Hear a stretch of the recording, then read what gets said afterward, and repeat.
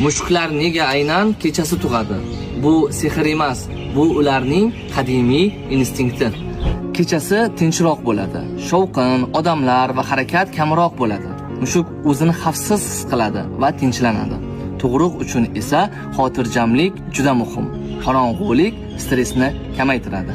Mushuklar juda ehtiyotkor hayvonlar. Qorong'uda ular kamroq ko'rinadi. Shu sabab organizm tug'ruqni osonroq boshlaydi. Gormonlar yaxshiroq ishlaydi. Mushuklar tinch bo'lsa, organizmda oksitotsin gormoni ko'proq ishlay boshlaydi.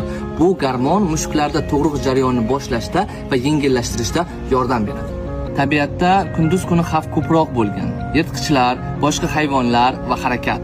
Shu sabab ko'p mushuksimonlar kechasi yoki tongga yaqin tug'ishni afzal ko'rgan.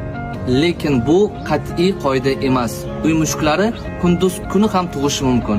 Ayniqsa ular o'zlarini xavfsiz his qilishsa. Ko'p mushuklar esa egasi yonida bo'lishini xohlashadi. Tug'ruqdan oldin sizning mushugingizda qanday holatlar kuzatilgan? Shu haqida kommentariyada yozib qoldirishingiz mumkin. Keyingi videomiz aynan